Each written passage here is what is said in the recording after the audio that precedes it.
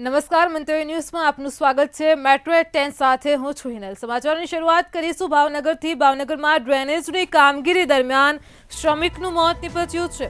ભેખડ ધસી પડતા જ શ્રમિકનું મોત નીપજ્યું છે તો ભાવનગરથી ઘટના પ્રકાશમાં આવી રહી છે। ખોડિયાર હોટેલ નજીક આ બનાવ બન્યો હતો। ડ્રેનેજની કામગીરી ચાલી રહી હતી તે દરમિયાન એક ભેખડ ધસી પડતા શ્રમિકનું મોત થયું છે। હાલ તો ઇજાગ્રસ્ત શ્રમિકને હોસ્પિટલ ખાતે ખસેડવામાં આવ્યો છે।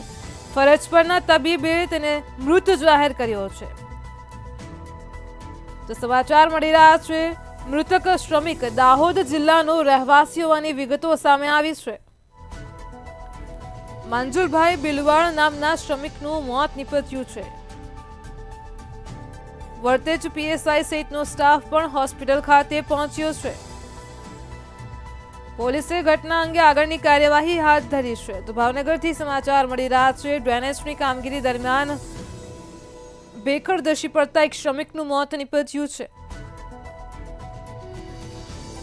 તો આજ મુદ્દે આપણી સાથે સંવાદદાતા હિરેન ચૌહાણ ફોન લાઈન પર જોડાઈ ગયા છે। જી હિરેન, ભાવનગરથી ઘટના પ્રકાશમાં આવી છે। ડ્રેનેજની કામગીરી દરમિયાન ભેખડ ધસી પડતા એક શ્રમિકનું મોત થયું છે, શું છે વધુ વિગત? જી ચોક્કસ જણાવતો ભાવનગર સિચ્છર નજીકનો જે આ બનાવ છે સિચ્છર નજીક કોઈ ડ્રેનેજનું ખોદકામ ચાલુ હોય તે કામ દરમિયાન અચાનક જ ભેખર પડી હતી। જે ભેખરની અંદર મજુભાઈ ચંદુભાઈ બિલવા નામનો જે વ્યક્તિ છે જે કહેવાય કે વ્યક્તિની ઉપર ભેખર પડી હતી ને ગંભીર રીતે ઇજાગ્રસ્ત થયો હતો અને આ જે ઇજાગ્રસ્ત શ્રમિક છે તેને તાત્કાલિક સારવાર સરટી હોસ્પિટલ ખાતે સારવાર અર્થે ખસેડવામાં આવ્યો હતો। ત્યાં આગળ ફરજ પરના તબીબે તેને મૃત જાહેર કર્યો છે। સમગ્ર ઘટનાને લઈને હાલ વર્તેજ પોલીસનો કાફલો છે તે હોસ્પિટલ ખાતે પહોંચ્યો છે। જોકે આ મજૂરનો કોઈ પરિવાર તેમની સાથે ન હોય, અન્ય જે મજૂરો છે તેમની પાસેથી સમગ્ર વિગત માંગવામાં આવી છે। હાલ આ જે કામ છે તે સરકારી કામ કહેવાય કે સરકારી કામ છે કે પ્રાઇવેટ કામ છે, અન્યથા આ કામ કોની નીચે આવતું હોય છે અને કઈ એજન્સી દ્વારા કામ કરવામાં આવતું હોય તો તે સમગ્ર વિષયને લઈને હાલ પોલીસે તપાસ હાથ ધરી છે। જી હિરેન, સમગ્ર માહિતી બદલ આપનો આભાર।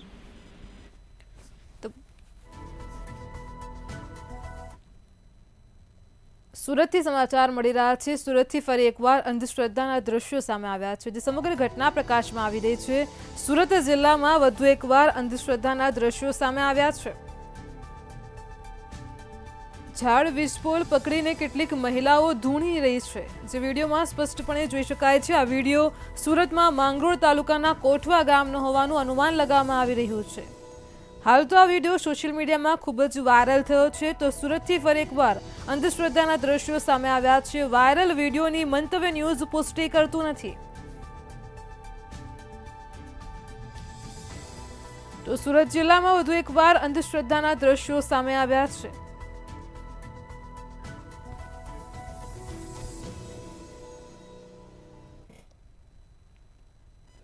મુખ્યમંત્રીએ રાજ્યના જિલ્લા કલેક્ટરો અને જિલ્લા વિકાસ અધિકારીઓની એક દિવસીય સંયુક્ત પરિષદનો ગાંધીનગરમાં પ્રારંભ કરાવ્યો હતો। તેમજ મુખ્યમંત્રી ભૂપેન્દ્ર પટેલે સ્પષ્ટપણે જણાવ્યું છે કે સરકાર અને અમલીકરણ અધિકારીઓ તથા જિલ્લાના વહીવટી વડાઓએ જનતા પબ્લિકને સારી સેવા સુવિધાઓ અને કલ્યાણ યોજનાઓના લાભ પહોંચાડવાના માધ્યમ બનવાનું છે। આ સંદર્ભમાં તેમણે કહ્યું કે આ જવાબદારો અને કર્તવ્યના ભાવ સાથે કલેક્ટરો અને જિલ્લા વિકાસ અધિકારીઓ પોતાની ભૂમિકા નિભાવે તે અપેક્ષિત છે।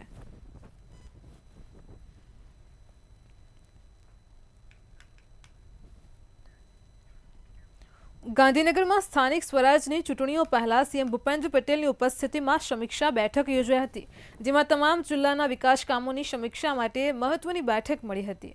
જિલ્લા કલેક્ટરોને વિકાસના કામો અને મહેસૂલી બાબતો ઉપર વિશેષ ધ્યાન આપવા માટે સૂચના અપાઈ છે। આ સાથે જ લેન્ડ ગ્રેબિંગના કાયદા હેઠળ તબક્કાવાર સમીક્ષા બેઠક કરવા માટે ટકોર કરવામાં આવી છે। તો સરકારી જમીનો પરના દબાણો દૂર કરવા અને રોડ રસ્તાના કામો સમય મર્યાદામાં પૂરા કરવા માટે પણ સીએમ ભૂપેન્દ્ર પટેલે સૂચના આપી છે।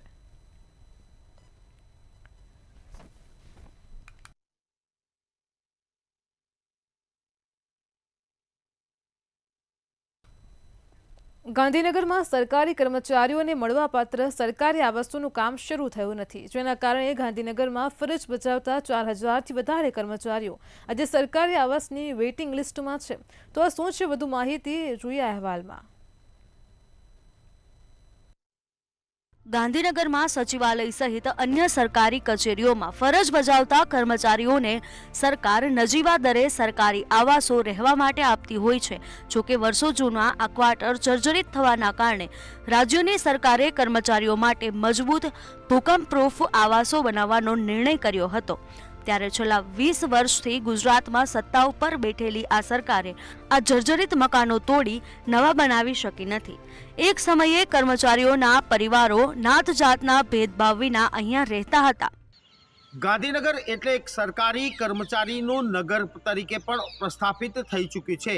ગાંધીનગરમાં અલગ અલગ વિભાગમાં અલગ અલગ કક્ષાના જે કર્મચારીઓ ફરજ બજાવે છે તેમને સરકાર તરફથી નજીવા દરે આવાસ ફાળવવામાં આવે છે।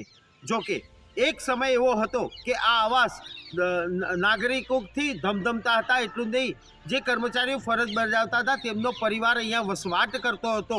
ધમધમતું આ સેક્ટર અત્યારે સ્મશાનમાં ફેરવાઈ ચૂક્યું છે, જેનું મુખ્ય કારણ એ છે કે જે મકાનો જર્જરિત થયા હતા તેને તોડીને નવા બનાવવાની કામગીરી શરૂ કરવામાં આવી છે। જોકે મંથર ગતિએ ચાલતા કામના કારણે આ કામગીરી વેગવાન બની નથી, જેના કારણે 4000થી વધુ કર્મચારીઓ અત્યારે હાલ સરકારી આવાસ ક્યારે મળશે તેના વેઇટિંગ લિસ્ટમાં આવી ગયા છે।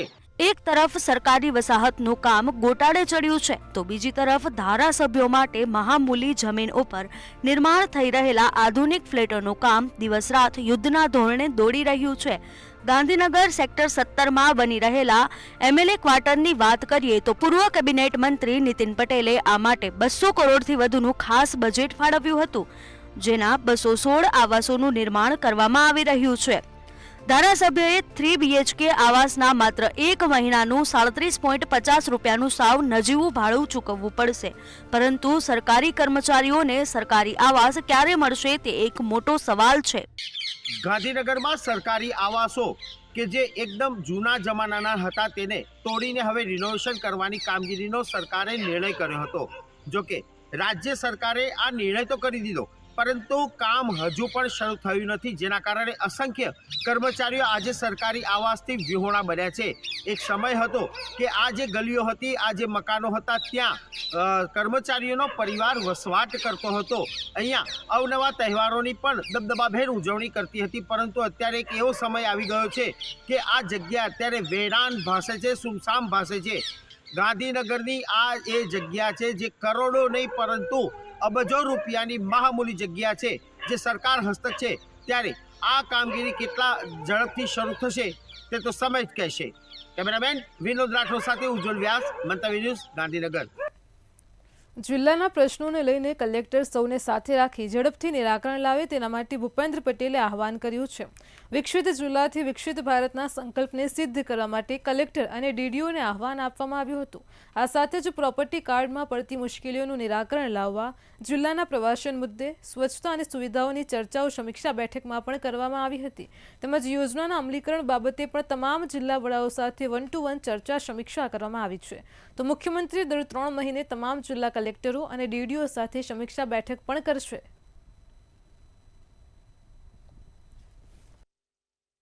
18 જેટલી કૌશલ્યની બાબતમાં પણ ચર્ચા કરવામાં આવી। એના માટે પણ જે સચિવશ્રી છે પ્રવીણ સોલંકી જી છે એમની ઉપસ્થિતિમાં એમને આનું આખું રિવ્યૂ કર્યું।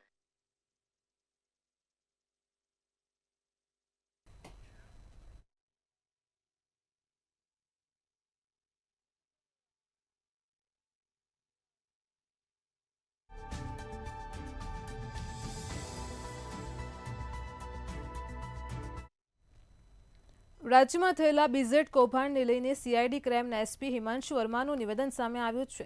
4 વિવિધ કંપનીઓમાંથી 2020થી 2024 સુધી નોંધણી કરવામાં આવી છે, જેમાં 4 કંપનીના 16 ખાતાઓમાંથી 360 કરોડના વ્યવહાર પણ મળ્યા હોવાનું સામે આવ્યું છે। તો આ તમામ બેંક એકાઉન્ટ હાલ ફ્રીઝ કરવાની કાર્યવાહી હાથ ધરાઈ છે।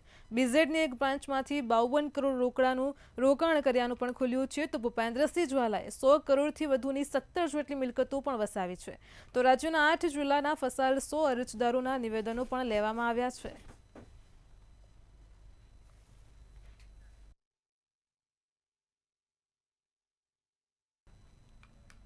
અમદાવાદમાં વસ્ત્રાલ વોર્ડમાં દબાણ ખાતા દ્વારા મોટી કાર્યવાહી હાથ ધરવામાં આવી છે. વસ્ત્રાલ વિસ્તારમાં આવેલ મહાદેવનગરમાં આવેલ 80 ફૂટના રોડને ખુલ્લો કરવામાં આવ્યો હતો. રોડ પરના દબાણો હટાવીને રોડ પહોળો કરવામાં આવી રહ્યો છે. તો એએમસીના એસ્ટેટ વિભાગ અને રામોલ પોલીસના મોટા કાફલા સાથે વસ્ત્રાલ વોર્ડમાં 80 ફૂટ રોડ ખુલ્લો કરાયો હતો. વર્ષોથી 80 ફૂટના રોડ પર ગેરકાયદે દબાણ ઊભા કરવામાં આવ્યા છે. આશરે 100થી પણ વધારે નાના મોટા બાંધકામોમાં પણ જેસીબી ફેરવવામાં આવ્યું હતું. શહેરના વિવિધ વિસ્તારોની અંદર જે ગેરકાયદેસર બાંધકામ કરવામાં આવ્યા હતા તેની અંદર અમદાવાદ મ્યુનિસિપલ કોર્પોરેશન દ્વારા જેસીબી મશીન ચલાવવામાં આવી રહ્યા છે. અમદાવાદના પૂર્વ ઝોનમાં આવેલા જે વસ્ત્રાલ વિસ્તાર છે, જે વસ્ત્રાલ વિસ્તારની અંદર છેલ્લા કેટલાય વર્ષોથી જે લોકો દબાણ કરીને રહેતા હતા તેવા 500થી પણ વધારે જે એકમો જે છે તેની ઉપર જે જેસીબી મશીન છે તે ચલાવવામાં આવી રહ્યું છે અને સાથે જે મુખ્ય રોડ જે છે તે પણ ખાલી કરાવી દેવામાં આવશે. એટલે કે જે પ્રમાણે મોટી મશીનરી અને જે પોલીસ બંદોબસ્તની સાથે જે તમામ જે અધિકારીઓ છે તે ઘટના સ્થળે વહેલી સવારથી આવી ચૂક્યા હતા અને સાથે જ કોઈ અનિચ્છનીય બનાવ ન બને તે માટેનો બંદોબસ્ત જે છે તે ગોઠવવામાં આવ્યો છે. દબાણ જે છે તે કેટલાય વર્ષોથી કરવામાં આવ્યું હતું, પરંતુ હવે અત્યારે તંત્ર જે છે તે મોડા જાગ્યું છે અને ત્યારબાદ આ પ્રમાણે જે કામગીરી છે તે હાથ ધરવામાં આવી છે. પરંતુ સવાલ એ થઈ રહ્યો છે કે આટલા વર્ષ સુધી જ્યારે દબાણ જે રાખવામાં આવ્યું હતું ત્યાં સુધી કોર્પોરેશન ક્યાં હતું અને આટલા જે ઘરો જે તૂટી રહ્યા છે તો તેના જે બીજી વ્યવસ્થા થશે કે કેમ તે પણ એક મોટો સવાલ છે. કેમેરામેન જય જાની સાથે મિહિર દુધરેજિયા, મંતવ્ય ન્યૂઝ, અમદાવાદ. અમદાવાદ સિવિલ મેડિસિટીના ડેવલપમેન્ટના માસ્ટર પ્લાનની સમીક્ષા બેઠક યોજાઈ હતી, જ્યાં 1200 બેડની હોસ્પિટલમાં આરોગ્ય મંત્રી ઋષિકેશ પટેલે મુલાકાત લીધી હતી. અત્યાધુનિક ટેકનોલોજી સાથે આવનાર સમયમાં નવી સિવિલ હોસ્પિટલ બનાવવા માટેની ચર્ચા પણ કરવામાં આવી છે. તો 1800 બેડ સાથે આધુનિક હોસ્પિટલનું નિર્માણ પણ કરાશે. જરૂરિયાતને લઈને હોસ્પિટલના સ્ટ્રક્ચરમાં પણ વધારો કરવામાં આવશે. આ સાથે આગામી સમયમાં 838 કરોડના કામો પણ કરવામાં આવશે, જેનાથી દર્દીઓને વધુ અને સારી સુવિધાઓ પણ મળી રહે. સિવિલ હોસ્પિટલમાં સુપ્રિન્ટેન્ડન્ટનો વિગતે ઇન્ટરવ્યુ પણ આપ્યો હતો. મેં પણ આ વાત કરી હતી. એક ભૂવા ઉપર આવીને અટકી જાય. અત્યારે 838 કરોડના કામ ચાલુ છે. આવતા સમયમાં એટલા ને એટલા નવા કામ થવાના છે. જે મુખ્ય ફોકસ પ્રજાની હાલાકી, કોઈ પણ વ્યક્તિ અહીંયા કોઈ હોસ્પિટલની અંદર સગાના કોઈ દર્દીના સગા તરીકે અંદર એન્ટ્રી કરે, પાસ મળતો હોય, જાય અને એના હાથે હાથ મૂકે કે ભભૂત મૂકે, એ વખતે કંઈ એ સ્ટાફ હાજર હોય એવું બને નહીં. પરંતુ આ બાબતની કાળજી હજુ પણ આવતા સમયમાં આપણે લઈશું. ગુજરાત હાઈકોર્ટની ઝાટકણી બાદ રાજ્ય સરકારે રાજ્યના તમામ સરકારી કર્મચારી માટે હેલ્મેટ ફરજિયાત પહેરવાનો પરિપત્ર બહાર પાડ્યો હતો. ગાંધીનગર સચિવાલયના તમામ વિભાગના કર્મીઓ માટે હેલ્મેટ ફરજિયાત કરવામાં આવ્યું હતું, જેથી અમદાવાદ સિવિલ હોસ્પિટલમાં પણ ચુસ્તપણે હેલ્મેટના નિયમનું પાલન કરવામાં આવશે તેવો પણ પરિપત્ર જાહેર કરાયો હતો. પરંતુ આ પરિપત્રની અમલવારી ક્યાંય દેખાતી ન હોય તેવા પ્રકારના દ્રશ્યો મંતવ્ય ન્યૂઝના કેમેરામાં કેદ થયા છે, જ્યારે ડોક્ટરોની પ્રતિક્રિયા પણ લેવામાં આવી છે.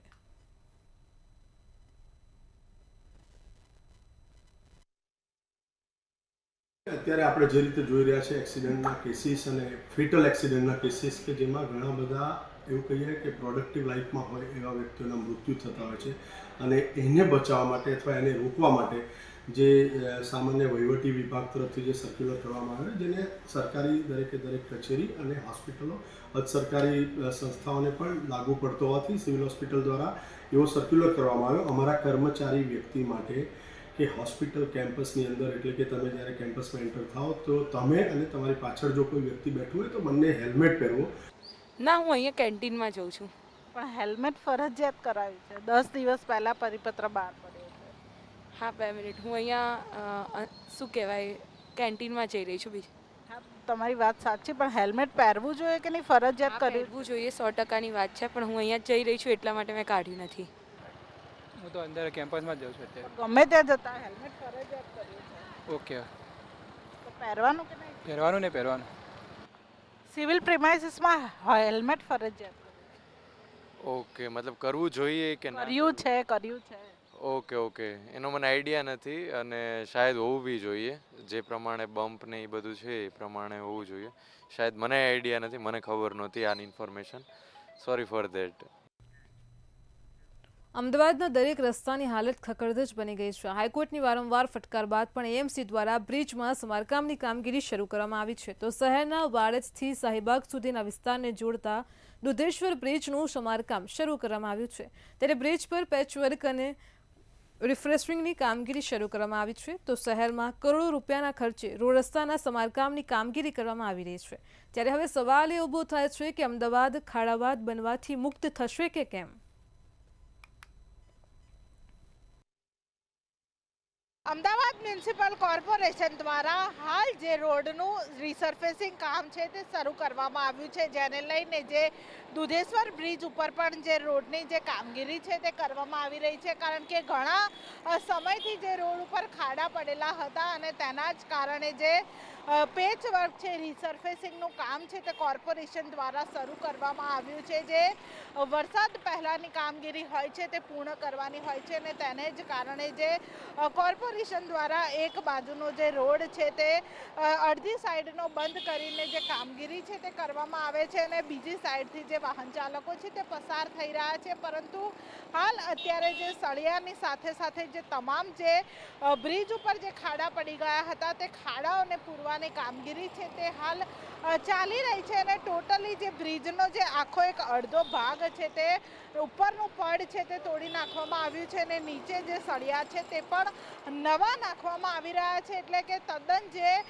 કામગીરી છે તે કોર્પોરેશન દ્વારા કરવામાં આવી રહી છે. કરોડો રૂપિયાના ખર્ચે જે રોડ રિપેર કરવાની કામગીરી કોર્પોરેશન દ્વારા કરવામાં આવે છે. પરંતુ થોડાક જ વરસાદમાં જે રોડની પરિસ્થિતિ હોય છે તેની તે રહી જતી હોય છે. ત્યારે જે કમિશનર દ્વારા પણ વારંવાર જે અધિકારીઓને ખખડાવવામાં આવે છે કે રોડનું કામ છે તે બરાબર કરવામાં આવે, પેચ વર્ક અને રિસર્ફેસિંગનું કામ છે તે બરોબર કરવામાં આવે, જેને લઈને જે રોડ ઉપરના ખાડા છે તે વારંવાર ન પડે અને વાહન ચાલકોને રોડ પરથી પસાર થતી વખતે તકલીફ ના પડે.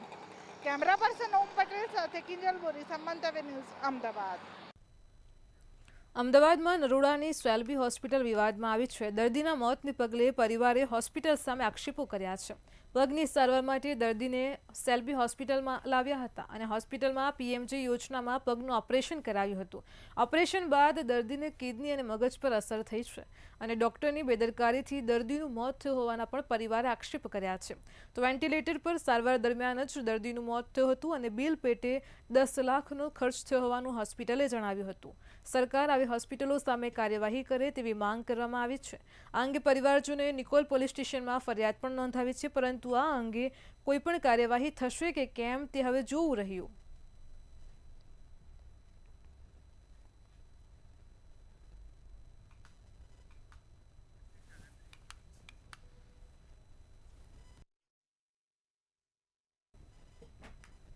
ભરૂચના ઝઘડિયામાં 10 વર્ષની બાળકી પર દુષ્કર્મ થયા બાદ બાળકીની હાલ વડોદરાની એસએસજી હોસ્પિટલમાં સારવાર ચાલી રહી છે.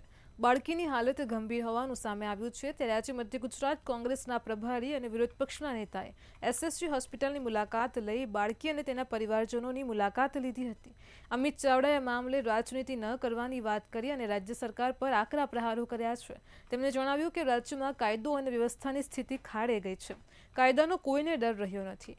ગૃહ રાજ્યમંત્રી પોતાના બ્રાન્ડિંગમાં વ્યસ્ત છે.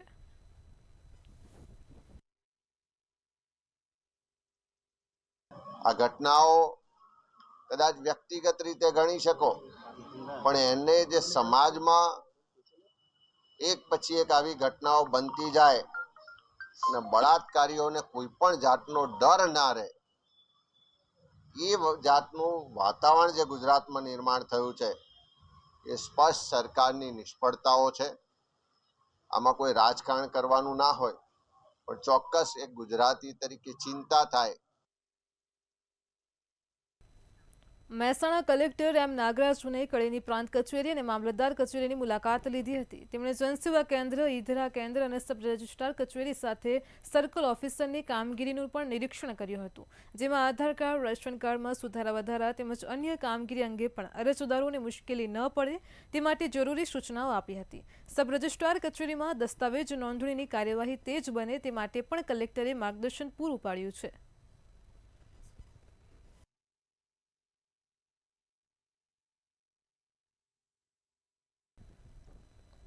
વડોદરામાં 250 કરોડના બજેટવાળી કોર્પોરેશનની નગર પ્રાથમિક શિક્ષણ સમિતિમાં 119 જેટલી શાળાઓ છે, જેમાં માત્ર 32 જ ખેલ સહાયક અને પીટી ટીચર વ્યાયામ શિક્ષકો ધરાવે છે. તો બીજી તરફ આ શાળાઓમાં મેદાનની વાત કરવામાં આવે તો 119 શાળાઓમાંથી માત્ર 12 જ શાળાઓ પોતાનું મેદાન ધરાવે છે. બાળકોના સર્વાંગી વિકાસમાં રમતગમતનું ખૂબ જ મહત્વ રહેલું છે. તો કરોડો રૂપિયાનો ખર્ચ કરવા છતાં પણ કોર્પોરેશન દ્વારા સંચાલિત અનેક શાળાઓ મેદાન અને વ્યાયામના શિક્ષકોથી હજુ પણ વંચિત છે. હાલ તો અમે બધું કોર્પોરેશન વોર્ડ ઓફિસમાંથી બધી મેદાન સરખું કરાવડાવવાની માંગણી કરીને મેદાન સરખું કરાવીને મારી શાળાનું મેદાન બાળકો રમી શકે એના એ રીતે સારું તૈયાર કરાવ્યું છે. મારી શાળામાં ખેલ સહાયક ભરતીમાં લેવાયેલા એક શિક્ષક છે.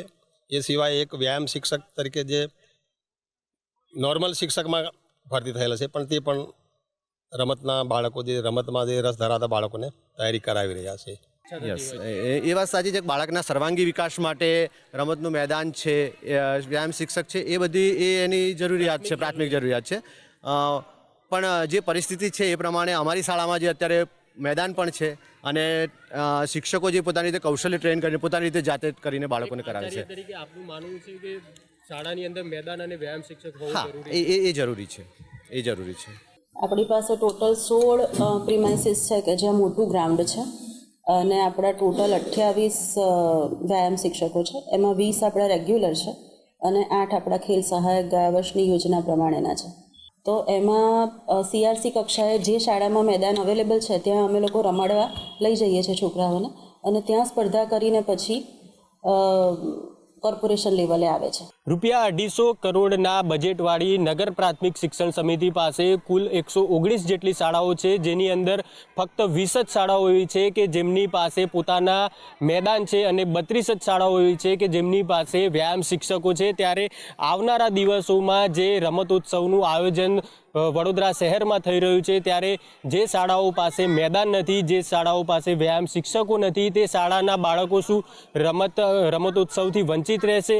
સૌથી મોટો સવાલ એ છે કે 250 કરોડનું આ બજેટ છે નગર પ્રાથમિક શિક્ષણ સમિતિ પાસે, તેમ છતાં આ શાળાઓ પાસે હજુ સુધી મેદાન નથી, વ્યાયામ શિક્ષકો નથી. તો આ 250 કરોડ રૂપિયા ક્યાં વાપરવામાં આવે છે તે સૌથી મોટો સવાલ છે. અને જે બાળકો રમતોત્સવથી અને રમતગમતથી વંચિત રહેશે તેના માટે જવાબદાર કોણ રહેશે તે પણ સૌથી મોટો સવાલ છે. કેમેરામેન કેતન સિંધે સાથે દર્શન ચૌધરી, મંતવ્ય ન્યૂઝ, વડોદરા.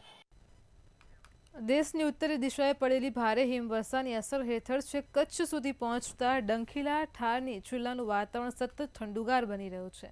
જિલ્લાની ટોચે આવેલા નલિયામાં ન્યૂનતમ તાપમાનનો પારો 6.4 ડિગ્રી સાથે સતત એકલ આંકમાં નોંધાઈ રહેતા આજે વધુ એક વખત નલિયા રાજ્યનું શીત મથક તરીકે જાહેર થયું છે.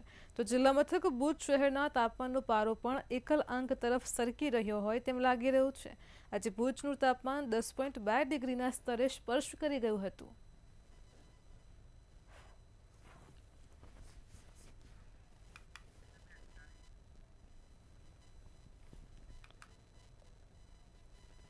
કચ્છના જખૌ બંદરે પ્રાથમિક સુવિધાનો અભાવ જોવા મળી રહ્યો છે. સરકાર દ્વારા 4,500 કરોડનું વાર્ષિક હુંડિયામણ રળી આપવામાં આવે છે. તેમ છતાં પણ જખૌ બંદર ખાતે સાગર ખેડૂતોને સરકાર દ્વારા પૂરતી સુવિધા આપવામાં નથી આવતી. પ્રાથમિક સુવિધાઓના અભાવે સાગર ખેડૂતોનું જીવન નર્ક સમાન બની ગયું છે. લાઇટ, આરોગ્ય અને મોબાઈલ કનેક્ટિવિટીના અભાવના કારણે સાગર ખેડૂતને ખૂબ જ મુશ્કેલી વેઠવાનો વારો આવ્યો છે.